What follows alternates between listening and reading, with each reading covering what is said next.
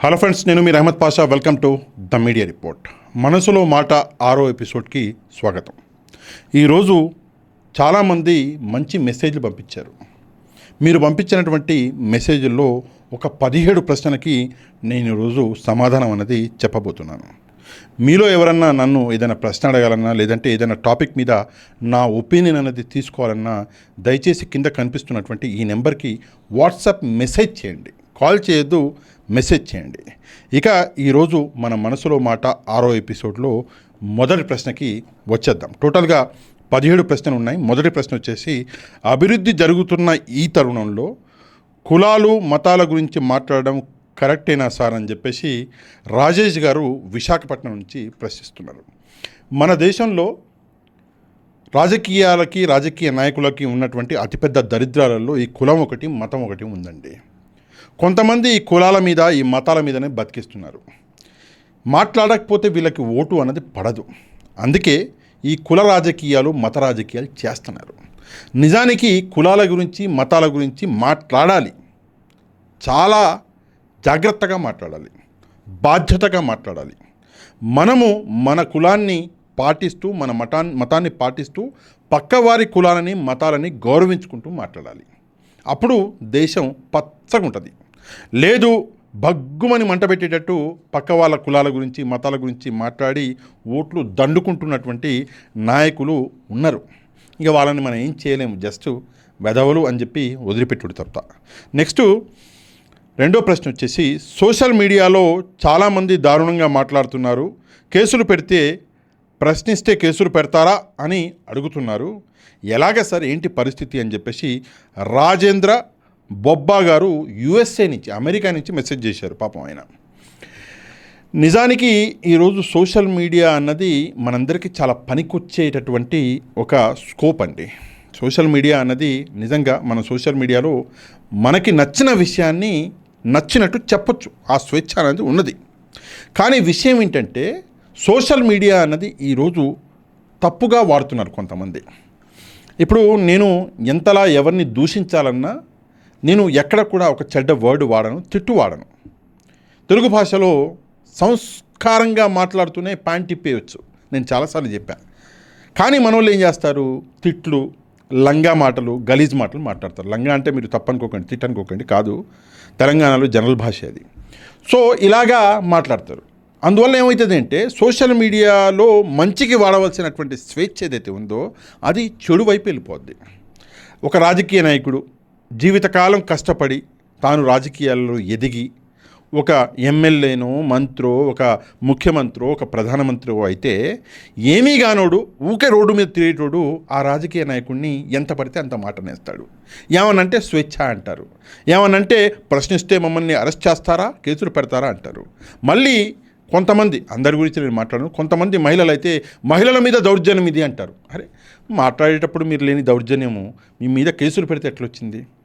మీరు మాట్లాడే మాట స్వేచ్ఛ అయినప్పుడు కేసు పెట్టే స్వేచ్ఛ కూడా ముందున్న వాడికి ఉంది కదా.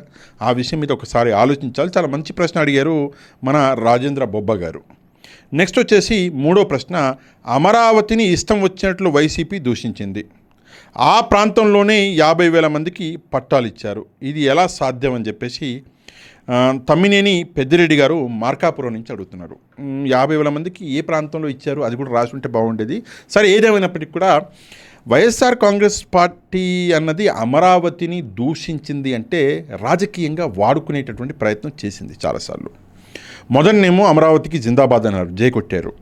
2019కి ముందు నేను ఇల్లు కట్టుకున్న అమరావతిలో, నేను అమరావతిని ఎట్లా వ్యతిరేకిస్తా అన్నారు, ఓట్లు దండుకున్నారు, ముఖ్యమంత్రి అయ్యారు. అవ్వంగానే ఇమ్మీడియట్గా 3 రాజధానులు అన్నారు. దాని తర్వాత ఇంకో మాట అన్నారు, దీంట్లో ఇంకో మాట అన్నారు. ఫైనల్గా ఇప్పుడు మావిగన్ అంటున్నారు. మావిగన్ తర్వాత కూడా ఏదో మాట అనబోయారు. దాని తర్వాత మావిగన్ వర్సెస్ అమరావతి అని చెప్పేసి మొత్తానికి తెగ్గొట్టేశారు. ఏది ఏమైనప్పటికీ కూడా అమరావతి ఒక తప్పు, అమరావతిలో రాజధాని కట్టడం అన్నది అది తప్పుడు నిర్ణయం అని వైఎస్ఆర్ కాంగ్రెస్ పార్టీ ప్రూఫ్ చేసే ప్రయత్నం చాలాసార్లు చేసిందండి, చాలాసార్లు చేసింది. కానీ ఒక మాట చెప్పనా మీకు, ఒక వ్యక్తి మంచి కోసం ఒక ప్రయత్నం చేస్తే దేవుడు ఎలాగైనా సరే ఆ ప్రయత్నాన్ని పూర్తి చేస్తాడు. మనసులో చెడు పెట్టుకుని ఏదైనా ప్రయత్నం చేస్తే మీరు ఎంత బలమైన వ్యక్తి అయినా సరే ఆ ప్రయత్నం పూర్తవదు. 5 ఏళ్ళు ముఖ్యమంత్రిగా ఉండి కూడా మీరు అమరావతికి చెడు చేయలేకపోయారు అంటే ఒకసారి ఆలోచించండి. సరే, నెక్స్ట్ 4వ ప్రశ్న. ఎమ్మెల్యేలు ఎమ్మెల్సీలకు ఇవ్వబోయే వసతి గృహాల గురించి ఒక నాయకుడు అలా మాట్లాడడం సమంజసమైన సార్ అని చెప్పేసి నెల్లూరు నుంచి ఒక మెసేజ్ చేశారు. పేరు ఆయన రాయలేదు, మెసేజ్లో పేరు రాసుంటే నేను పలికేవాడిని. అంటే 24, 25కు ఇస్తున్నారనుకుంటా ఫ్లాట్లు ఎక్కడ అమరావతిలో ఎమ్మెల్యేలకి ఎమ్మెల్సీలకి అక్కడ గృహాలు, వసతి గృహాలు కట్టి మొన్న చంద్రబాబు నాయుడు గారు వెళ్ళి చూసి వచ్చారు. సో దీనికి సంబంధించి సరే ఈయన పేరు రాయలేదు, కానీ పేర్ని నాని గారు ఒక గలీజు మాట మాట్లాడాడు. యూజువల్గా పేర్ని నాని గారికి అలవాటు, ఆయనకు అలవాటే అంటే మంచిగా పాలల్లో, చిక్కటి పాలల్లో, జగన్మోహన్ రెడ్డి గారు అంటారు కదా చిక్కటి నవ్వు అని, అట్లా చిక్కటి పాలల్లో విషం పోయడం అనేది పేర్ని నాని గారికి ముందు నుంచి వెనతో పెట్టినటువంటి విద్య.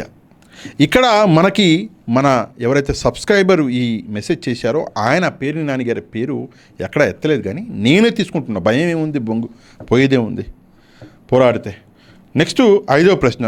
వై ఈజ్ ద కూటమి government not taking Vivekananda Reddy murder case forward? What is the status of witnesses accused in this case అని చెప్పేసి ఆస్ట్రేలియా నుంచి శేఖర్ రెడ్డి గారు ప్రశ్నిస్తున్నారు.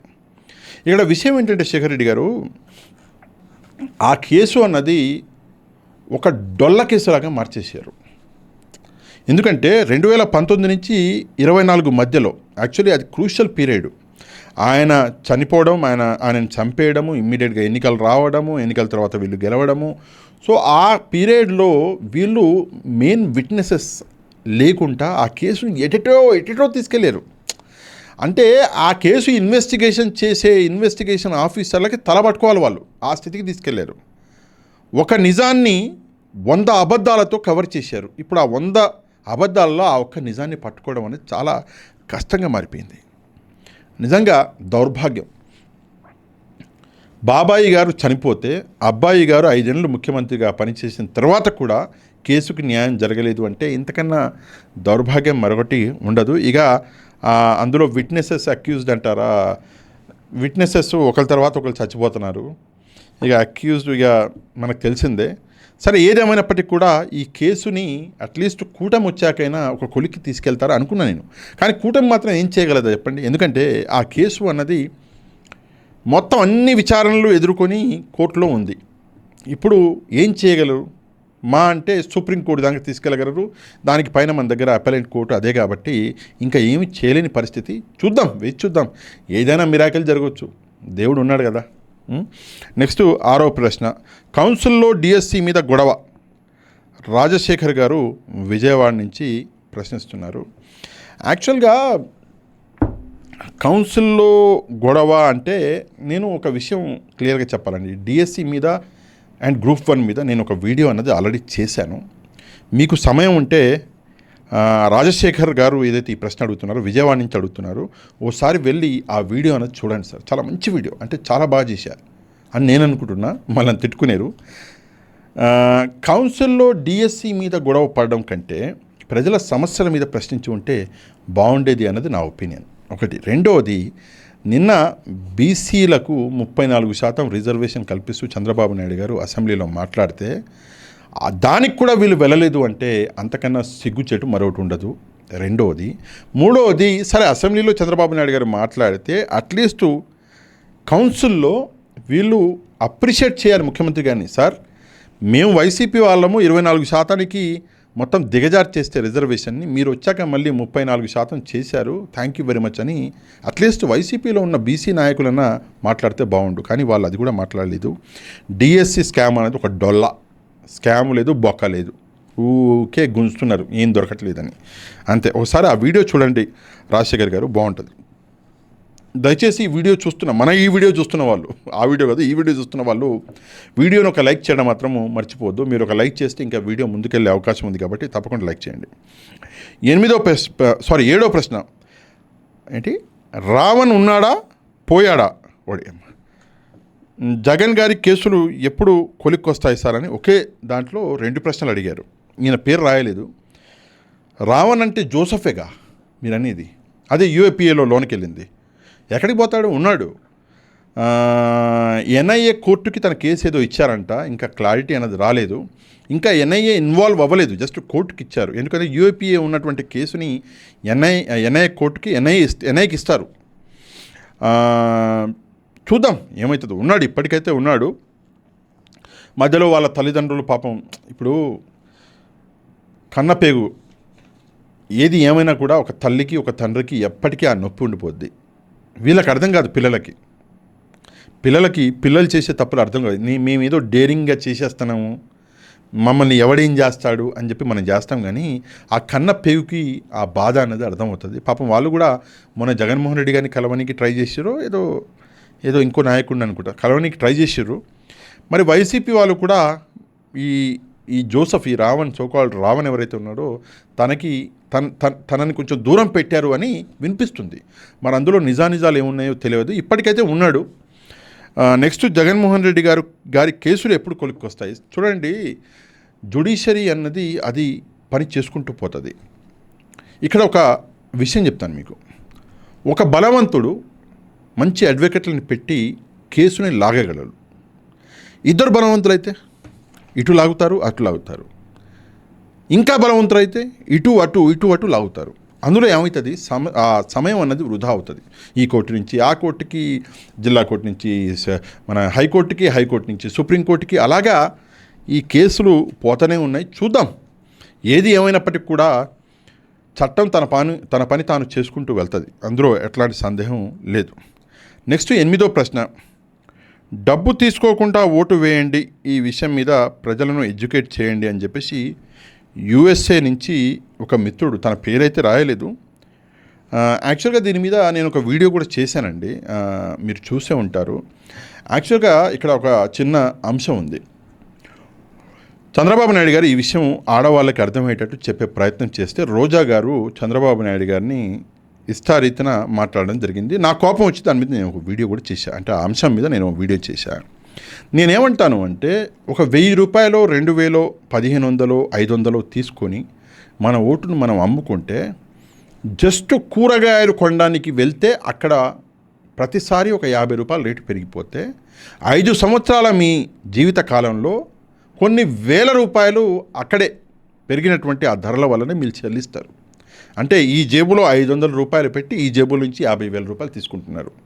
ఈ జేబులో 2,000 పెట్టి ఈ జేబు నుంచి 2 లక్షలు తీసుకుంటారు. సో ఇది చేయకండి దయచేసి. ఓటు అన్నది మన బాధ్యత.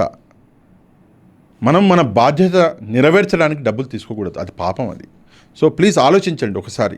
ఈసారి 2029లో దీని మీద మనం కూడా ఒక పెద్ద విప్లవం తీసుకొద్దాం. ఆల్రెడీ 2029 ప్రిపరేషన్స్ నేను ఇప్పటి నుంచే చేసుకొని పెట్టినా, ఒక పెద్ద లిస్టే పెట్టినా. సరే ఓకే, ఏదేమైనప్పటికీ కూడా ఓటు వేయండి, మీకు నచ్చిన వాళ్ళకి వేయండి, కానీ డబ్బు తీసుకోకండి. ఎవరిచ్చినా తీసుకోకండి, అవసరం లేదు మనకు ఆ డబ్బు. దేవుడు ఇచ్చే టైం వస్తే మనకు చాలా ఇస్తాడు, ఇంకా చాలా సంపాదించుకుంటాం మనం. సో ఇది 9వ ప్రశ్న, impeachment and removal of MLAs who are not attending assembly అని చెప్పేసి ఒక మిత్రుడు ప్రశ్న అడిగారు. ఆయన పేరైతే రాయలేదు. ఒక ఎమ్మెల్యేని తన పదవి నుంచి తొలగించాలంటే, ఎందుకంటే ఆయన అసెంబ్లీ అటెండ్ అవ్వకపోతే ఈ ఇంపీచ్మెంట్ గురించి మీరు మాట్లాడండి అని చెప్పేసి, ఎలా తొలగించాలి ఏంటి అన్న విషయం మీద మాట్లాడండి అని చెప్పేసి మిత్రుడు అడుగుతున్నారు. నేనేమంటాను అంటే, ఇది స్పీకర్ గారు తీసుకోవాల్సినటువంటి స్టెప్. స్పీకర్ గారు తీసుకుంటే దాన్ని కాదు అనేటటువంటి హక్కు అన్నది లేదు. మళ్ళీ వాళ్ళు కోర్టుకు వెళ్తే మళ్ళీ కోర్టు ఏమంటుందో అది డిఫరెంట్ స్టోరీ. బట్ స్పీకర్ గారు తీసుకోవచ్చు. చట్టబద్ధంగా ఏదో ఒక పాయింట్ దొరికిన రోజు తప్పకుండా స్పీకర్ గారు దీని మీద స్టెప్ తీసుకుంటారు అని నేను అనుకుంటున్నా. ఇంపీచ్మెంట్ ఆర్ రిమూవల్ అన్న విషయాన్ని పక్కన పెట్టేసేసారు. అంటే ఎవరైతే ప్రశ్నించారో ఆయనకు చెప్తున్నాను, ప్రజలు ఏదైతే మనల్ని గెలిపించారో ఆ బాధ్యత అన్నది మనకి ఎమ్మెల్యే పోస్ట్ కంటే పెద్దది. ఓకే, ఆ నమ్మకం ఏదైతే ప్రజలు మన మీద పెట్టుకున్నారో ఆ నమ్మకం అనేది ఎమ్మెల్యే పోస్ట్ కంటే పెద్దది. ఈరోజు ఆ నమ్మకాన్ని మీరు వమ్ము చేస్తున్నారు. 11 మంది ఎమ్మెల్యేలుగా గెలిచి ఈరోజు అసెంబ్లీకి రాకుండా ముఖం చాటుకొని దొంగతనంగా తిరగవలసినటువంటి పరిస్థితి వస్తుంది అంటే దీనికంటే నీచత్వం మరొకటి ఉండదు. వింత విచిత్రం చెప్పనా మీకు? ఈ 11 మంది కూడా వైఎస్ఆర్ కాంగ్రెస్ పార్టీలో ఉన్నటువంటి 11 మందిలో చాలామంది, నెంబర్ చెప్పను నేను, వీళ్ళు అసెంబ్లీ ఎక్కడ జరుగుతుంటే హైదరాబాద్లో, బెంగళూరులో, చెన్నైలో తిరుగుతున్నారు. ఇంతకన్నా ఘోరం ఏం చేస్తున్నారు? తిరిగి బిజినెస్లు, వ్యాపారాలు చేసుకుంటున్నారు. ఇంతకన్నా ఘోరం, నీచం మరొకటి ఉండదు. ఇది ప్రజల్ని మోసం చేయడం. ఇది ప్రజల్ని మోసం చేసి జీతం తీసుకొని ఆ జీతంతో మనము ఆ కూడు తింటున్నామంటే ఇక నేను చెప్పకూడదు రండి, ఏమైనా చెప్తే మళ్ళీ ఫీల్ అవుతారు, వద్దు, బాగుండదు. ఓకే, 10వ ప్రశ్న. నారా లోకేష్ గారి డిఫమేషన్ కేసు ఎందుకు లేట్ అవుతుంది అని వెంకటేశ్వరరావు గారు ప్రశ్నిస్తున్నారు. డిఫమేషన్ కేసు ఆన్ వాట్ అండి? అంటే మీరు సాక్షి మీద నారా లోకేష్ గారు వేసిన డిఫమేషన్ కేసు అంటారా? అంటే మీరు క్లారిటీగా రాయలేదు కాబట్టి. నేను ఇందాకే చెప్పా, కోర్టు అన్నది తన సమయాన్ని తాను తీసుకుంటుంది.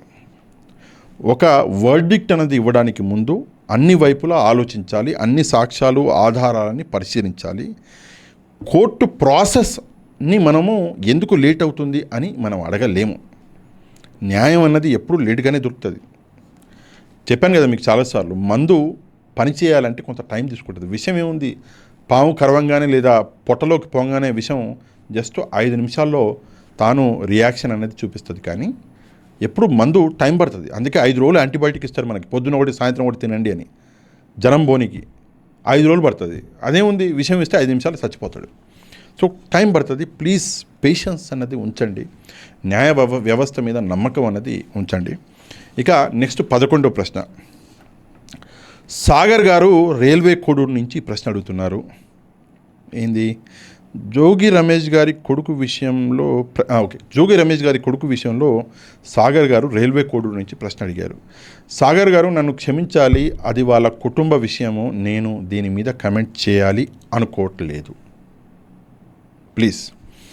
ఈరోజు మన భారతదేశంలో అన్ని కుటుంబాలలో భార్యాభర్తల కలహాలు లేదా సమస్యలు, అన్నా చెల్లెళ్ళ సమస్యలు, తండ్రి కూతుర్ల సమస్యలు, ఇలాగ చాలా చాలా సమస్యలు ఉన్నాయి. ఇవి ఫ్యామిలీ కోర్ట్స్లలో కూడా ఉన్నాయి. అది వాళ్ళ అంతర్గత ఫ్యామిలీ విషయం, నేను దాని మీద కమెంట్ చేయను. కానీ ఆ అమ్మాయి బాగుండాలని, ఆ అబ్బాయి జోగి రమేష్ గారి కొడుకు పేరేందో నాకు తెలియదు, ఆ అబ్బాయి బాగుండాలని తప్పకుండా దేవుణ్ణి ప్రార్థిస్తా, మంచి జరగాలి అని ప్రార్థిస్తా. కానీ ఒక విషయం మీద నేను కమెంట్ చేస్తాను. అదేంటంటే, జోగి రమేష్ గారి కొడుకు ఒక పాత వీడియో వైరల్ అవుతుంది. చంద్రబాబు నాయుడు గారిని ఏదో ఒక విషయం మీద ఫిజికల్గా ఏదో అని చెప్పేసి దూషించిండు. ఆ వీడియో మీరు కూడా చూసుంటారు సాగర్ గారు. ఆ విషయం మీద కమెంట్ అవుతాను. ఎప్పుడు కూడా మన తాహతని, మన పరిధులు ఏవైతే ఉంటాయో వాటిని మనం ఎప్పుడు దాటకూడదు. మన వయసు, అంటే ఆ అబ్బాయికి చెప్తున్నా, నీ వయస్సు ఒకసారి చూసుకుంటే మీ తాత వయసు చంద్రబాబు నాయుడు గారిది.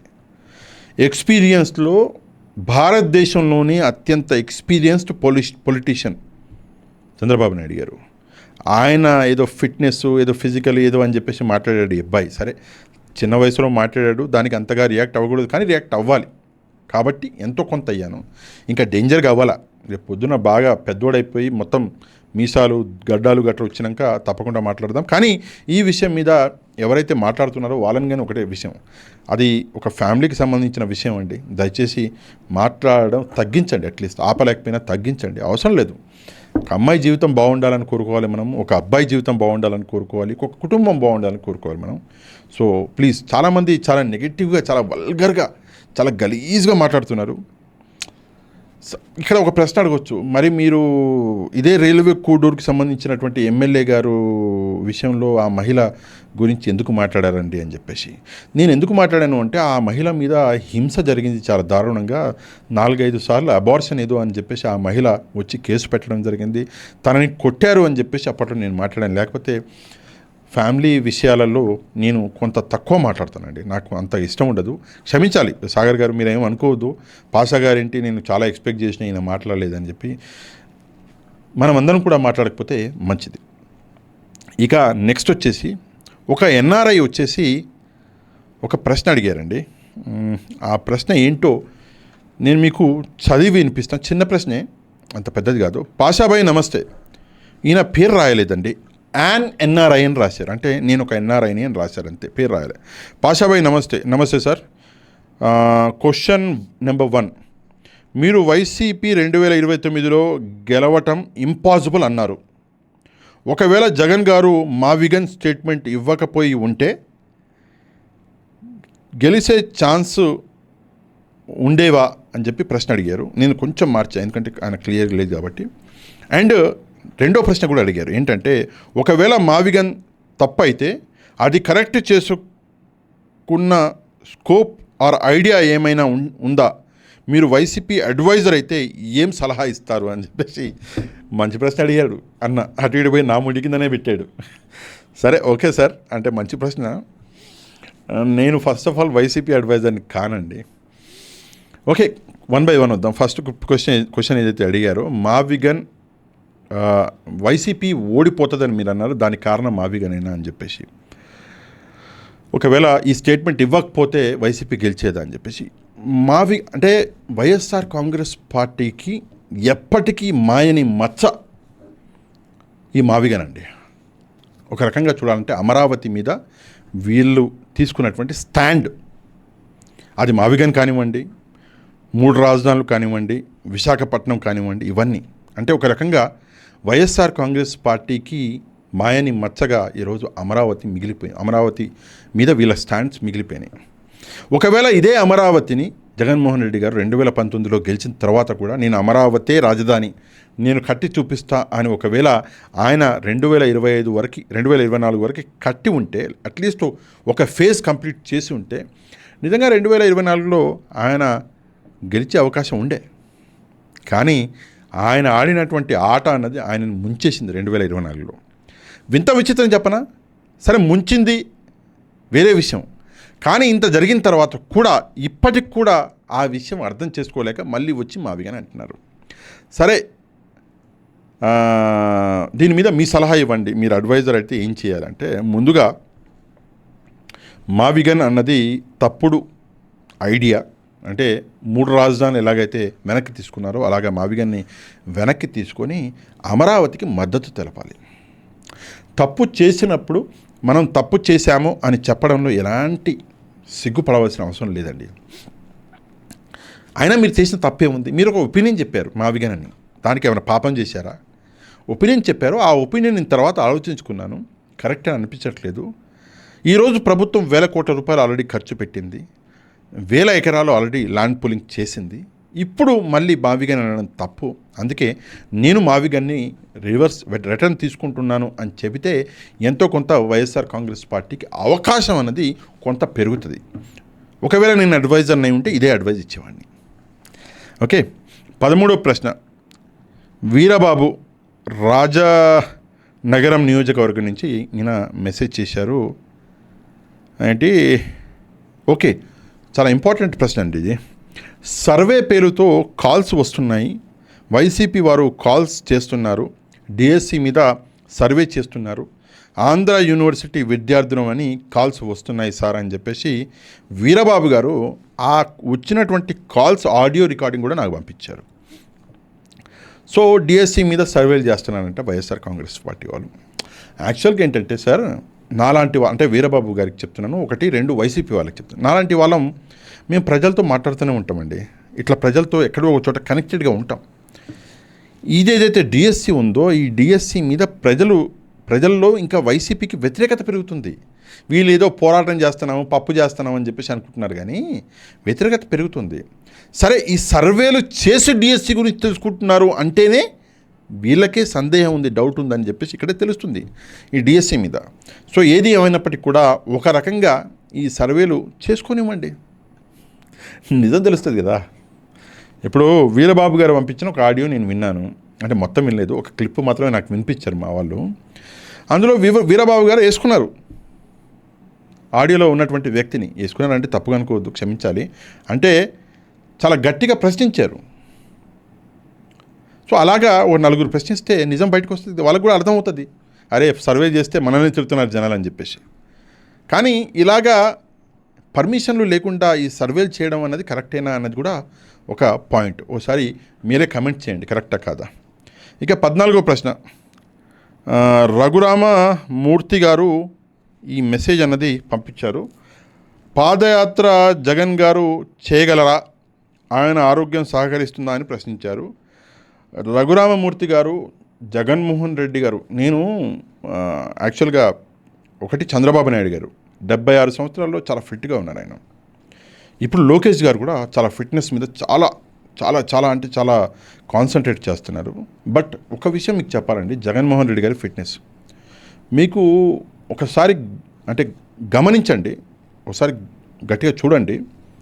జగన్మోహన్ రెడ్డి గారు మంచి ఫిట్గా బాడీ బిల్డింగ్ చేస్తున్నారు ఆయన. నిజమే, నేను అది కాదు, ఆయన ఒకసారి ఎప్పుడన్నా ఒకసారి నేను ఈ రీసెంట్లో ఒక 1.5-2 months బ్యాక్ తన ఇంట్లో నుంచి ఆయన బయటకు వస్తున్నారు, ఎవరినో కలవనికి బెంగళూరు ఇల్లు. అప్పుడు ఆ లైటింగ్ వెనకాల నుంచి ఉండే, ఆయన అప్పుడే ఎక్సర్సైజ్ చేసి వస్తున్నారేమో, ఆ షర్ట్ కొంత ట్రాన్స్పరెంట్గా కనిపించింది.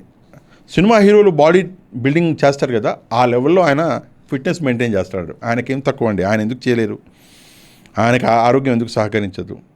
తప్పకుండా పాదయాత్ర చేస్తాను అన్నారు, చేస్తారంట. ఈరోజు కూడా చెప్పారు కదా, ఈరోజు ఏదో నియోజకవర్గంలో పెద్దల్ని పిలిపించి లోకల్ బాడీ ఎలక్షన్స్లో మనము సత్తా చాటాలి అని చెప్పేసి మాట్లాడారు. సో ఈరోజు కూడా ఆయన చెప్పారు, నేను పాదయాత్ర చేస్తాను నెక్స్ట్ ఇయర్ అని చెప్పేసి. చూద్దాం ఆయన చేయగలరా లేదా అన్నది ఆయన పాదయాత్రలో తెలుస్తుంది కదండి. 15వ ప్రశ్న, బహిరంగంగా మాట్లాడినప్పుడు లేదా విషయం గురించి మాట్లాడను. ఓకే, బహిరంగంగా మాట్లాడినప్పుడు, ఇది నా గురించి అడుగుతున్నారు ఈయన. బహిరంగంగా మాట్లాడినప్పుడు లేదా ఒక విషయం గురించి నేను మాట్లాడను అని మీరు ఓపెన్గా చెప్పినప్పుడు మీకు ఎలాంటి ఆనందం కలుగుతుంది అని చెప్పి ఈయన ప్రశ్నించారు. ఈయన కూడా ఎవరో ఎన్ఆర్ఐ అండి, ఆయన కంట్రీ పేరు కూడా రాయలేదు, అంటే రాయకుంటే నేను చెప్పను, ఆయన పేరు కూడా రాయలేదు.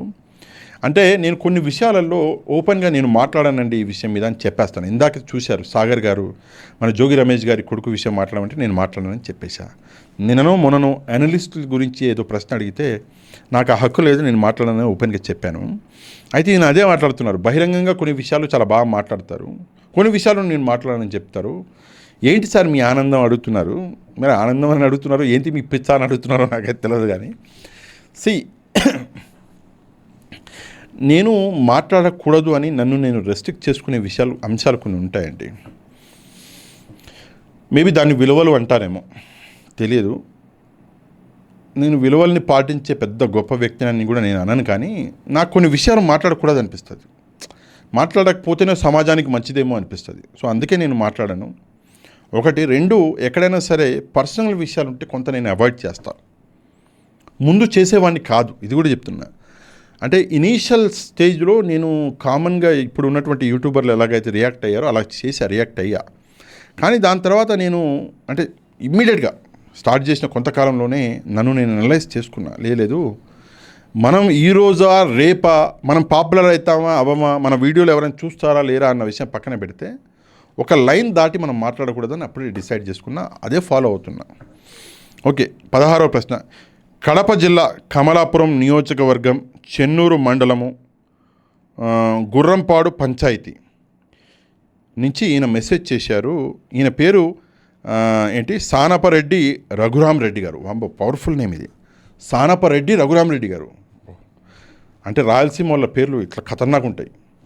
సో ఈయన ఏమంటున్నారంటే, ఈ గుర్రంపాడు పంచాయతీ చెన్నూరు మండలము కమలాపురం నియోజకవర్గం కడప జిల్లా నుంచి ఈయన ఏమంటున్నారంటే, ఏదైతే ఎలక్ట్రిసిటీ బిల్స్ ఉండేవో వీళ్ళ ఊరికి వచ్చి డబ్బులు వసూలు చేసుకుని వెళ్ళేవారు. ఎవరు? ఎలక్ట్రిసిటీ డిపార్ట్మెంట్ వాళ్ళు. ఇప్పుడు ఆన్లైన్లో డబ్బులు కట్టండి అంటున్నారు. ఆన్లైన్లో డబ్బులు కట్టడం అంటే నేనైతే కడతాను సార్, మా ఊళ్ళో చాలామందికి ఎందుకు దాదాపుగా అందరికి కూడా ఆన్లైన్ పేమెంట్ చేయడం రాదు. ఊర్లో అందరూ తిట్టుకుంటున్నారు సార్, ప్రభుత్వం మీద ఒక నెగిటివ్గా మాట్లాడుతున్నారు సార్, చంద్రబాబు నాయుడు గారి గురించి లేదా లోకేష్ గారి గురించి నెగిటివ్గా మాట్లాడుతున్నారు సార్.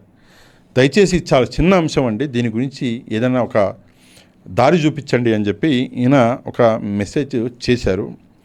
సానపరెడ్డి రఘురామరెడ్డి గారు, తప్పకుండా మీ ఎమ్మెల్యే నాకు తెలిసి కృష్ణ చైతన్య రెడ్డి గారు అనుకుంటా, అంటే మీరు కమలాపురం అన్నారు కాబట్టి కృష్ణ చైతన్య రెడ్డి గారు, నేనే ఆయనతో పర్సనల్గా మాట్లాడతానండి. ఓకేనా? అంటే నేను ఎప్పుడు ఫోన్ చేయలేదు, నేను ఎప్పుడు ఆయన అంటే చూస్తే కూడా పట్టను నేను. ఎమ్మెల్యేలు చాలా అందరూ తెలవాలని లేదు కదా. కానీ నేనే ఆయనకు ఫోన్ చేసి, సార్ ఫలానా పంచాయతీ ఫలానా గ్రామంలో ఈ సమస్య ఉంది, మీరు ఇమ్మీడియట్గా దీని మీద స్పందించండి, మీ ఎలక్ట్రిసిటీ ఆఫీసర్లకి డబ్బులు తీసుకోండి, ఆన్లైన్లో వాళ్ళు కట్టలేరు అని చెప్తాను. నిజంగా ఈరోజు చాలా ఊర్లు ఉన్నాయి, చాలా మండలాలు ఉన్నాయి, ఆన్లైన్లో పేమెంట్ చేయడం రాని వాళ్ళు చాలామంది ఉన్నారు. చేయాలని కంపల్సరీ ఉంది, డబ్బులు లేకనా? డబ్బులు ఉన్నాయి మా దగ్గర అంటున్నారు, కానీ అలాగే కట్టాలి అని ఎట్లా అంటారు అని చెప్పేసి అంటున్నారు. నిజంగా చాలా మంచి ప్రశ్న ఇది. తప్పకుండా అండి మీ ఎమ్మెల్యే గారు కృష్ణ చైతన్య రెడ్డి గారితో నేనే మాట్లాడతా. ఓకే. సో ఓకే, నెక్స్ట్ 17వ ప్రశ్న, ఆఖరి ప్రశ్న. హర్షవర్ధన్ గారు చిత్తూరు నుంచి అడుగుతున్నారు. సార్ విజయసాయిరెడ్డి గారు, ఓకే నేను ఈ ప్రశ్న నేను చదివి వినిపిస్తాను, నేను సేవ్ చేసి పెట్టుకున్నా, అంటే ప్రశ్న కొంత బాగుంది. పాషా గారు విజయసాయిరెడ్డి గారు పెట్టబోయే డాష్ పార్టీ పేరు రాశాడు, నేను చెప్పను ఎందుకంటే ఆయన ఇంకా అనౌన్స్ చేయలేదు.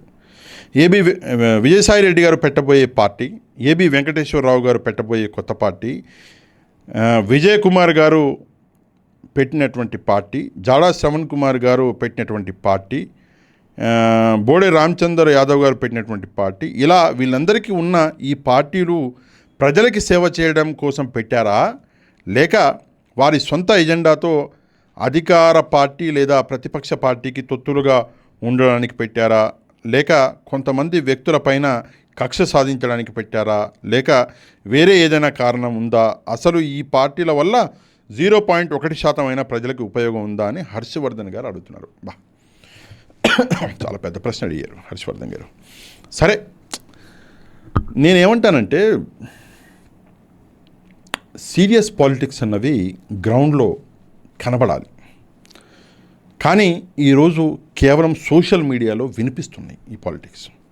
నేను ఏ పార్టీని కించపరచనండి, ఎందుకంటే వాళ్ళ ఒపీనియన్ ఏంది అనేది నేను అనలైజ్ చేయడం నా పని, కానీ కించపరచడం లేదా మాట అనేయడం నా ఒపీనియన్ కాదు, నాకు అర్హత, నా బాధ్యత అది కాదు, అర్హత కాదు, ఓకే బాధ్యత అది కాదు. సో ఓకే, వీళ్ళందరూ పెట్టినటువంటి పార్టీలు లేదా ఇప్పుడు పెట్టబోయే పార్టీలు, విజయసాయిరెడ్డి గారు ఆయన చెప్పారు ఒక చోట మాట్లాడుతూ. సో నేనేమంటానంటే ఈ పార్టీల వలన ఎప్పటి వరకైతే మీరు గ్రౌండ్లోకి వెళ్ళి పని చేయరో, ప్రజా సమస్యల మీద ఫిజికల్గా పనిచేయరు, ప్రశ్నించడం ఏముందండి, అనలిస్ట్ మేమే ప్రశ్నిస్తున్నాం, మీరెందుకు బొక్క అందులో టైం వేస్ట్, ప్రశ్నించడం మా మీద వదిలేయండి, మేము ప్రశ్నించుకుంటాం. గ్రౌండ్లో మీరు పని చేయకపోతే ఈ పార్టీలు పెట్టి ఉపయోగం లేదు. ఓకే, మరి ఎందుకు వీళ్ళు గ్రౌండ్లో పనిచేయరు, ఓన్లీ సోషల్ మీడియాలో వినిపిస్తారు పార్టీలు పెట్టారు అంటే, నో డౌట్ ఓట్లు కట్ చేయడానికి, ఓట్లు కొయ్యడానికి, ఫలానా సామాజిక వర్గానికి చెందినటువంటి పార్టీ ఇది, ఫలానా సామాజిక వర్గానికి ఇది, ఫలానా సామాజిక ఎంతో కొంత గుడ్డిలో మెల్ల అని చెప్పేసి అంటాం కదా, ఓట్లు కట్ చేసి ఎవరికో ఒక్కొక్కరికి ఉపయోగపడేటటువంటి ఒక ప్రయత్నమే జరుగుతుంది. కానీ నిజంగా ప్రజాసేవ అన్నటువంటి ఒక ప్రయత్నం చేసేవాళ్ళు గ్రౌండ్లో ఉంటారు, ఊర్లల్లో కనిపిస్తారు, సమస్యల మీద పోరాటం చేస్తారు, పోరాటం చేసే క్రమంలో సోషల్ మీడియాని వాడుకుంటారు. కానీ మనోళ్ళు పోరాటం ఆడలేదు, కానీ ఊకే సోషల్ మీడియాలోనే పొద్దుటి నుంచి రాత్రి వరకు కనిపిస్తున్నారు, వినిపిస్తున్నారు. సో ఇది కరెక్ట్ కాదు. ఒకసారి ప్రజలు కూడా అర్థం చేసుకోవాలి.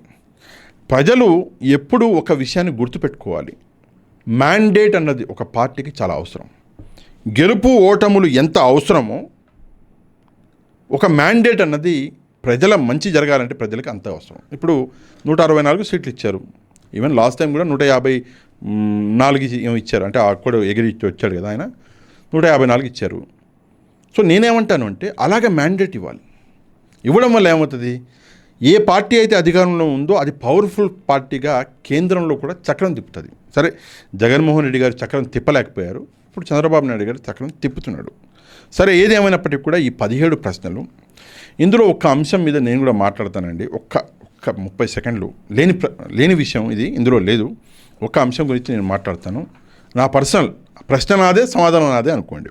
అంతకన్నా ముందు ఒక 2 చిన్న విషయాలు ఉన్నాయి.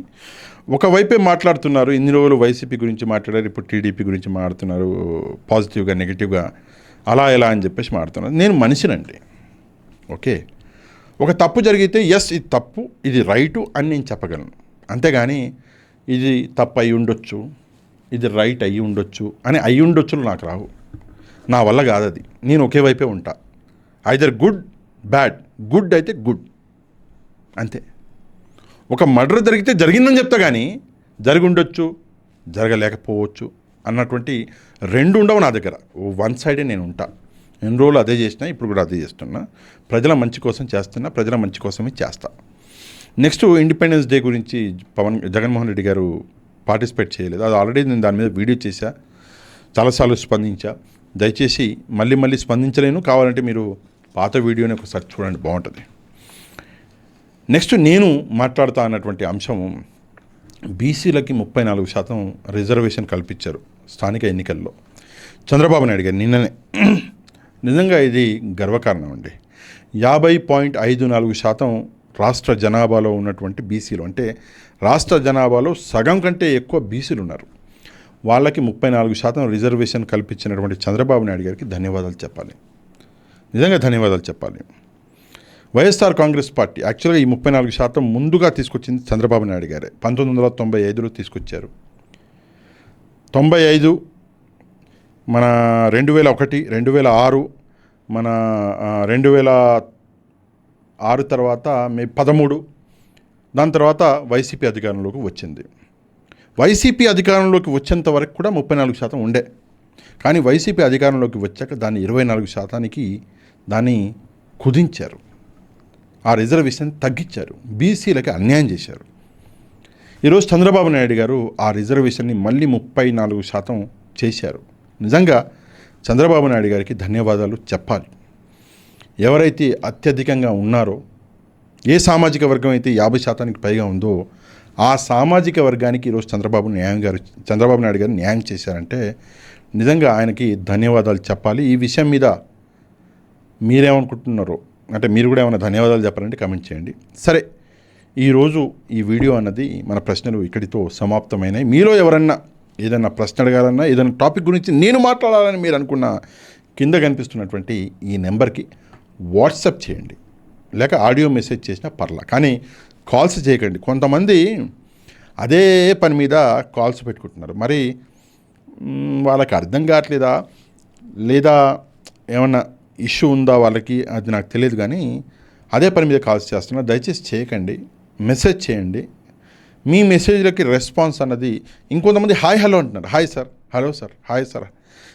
మీరు జస్ట్ మీ ప్రశ్న ఏంటో మెసేజ్ చేయండి, లేదంటే ఏ విషయం మీద నేను మాట్లాడాలో మెసేజ్ చేయండి. తప్పకుండా ఆ విషయం మీద మాట్లాడే ప్రయత్నం అనేది చేస్తాను. రేపటి నుంచి కొన్ని, అంటే నెంబర్ ఆఫ్ టాపిక్స్ తగ్గిద్దాం, కొన్ని ఇంపార్టెంట్ టాపిక్స్ తీసుకొని దాని మీద పూర్తిగా విశ్లేషణ చేసే ప్రయత్నం అనేది నేను చేస్తాను. సమయం కూడా చాలా ఎక్కువ అయిపోతుంది, వీడియో లెంత్ అనేది పెరిగిపోతుంది. కాబట్టి ఈరోజు వీడియో ఇక్కడితో ముగిద్దాం. మళ్ళీ రేపు మనసులో మాట 7వ ఎపిసోడ్లో మళ్ళీ కలుసుకుందాం. తప్పకుండా మెసేజ్ చేయండి. ఈ వీడియోకి ఒక లైక్ చేసి మీరు ఏమనుకుంటున్నారో కమెంట్ చేసి మన ఛానల్ని సబ్స్క్రైబ్ చేసుకొని వాళ్ళు ఛానల్ కూడా సబ్స్క్రైబ్ చేసుకోండి. నెక్స్ట్ వీడియోలో మళ్ళీ కలుద్దాం. అంతవరకు థ్యాంక్ యూ వెరీ మచ్. జై హింద్.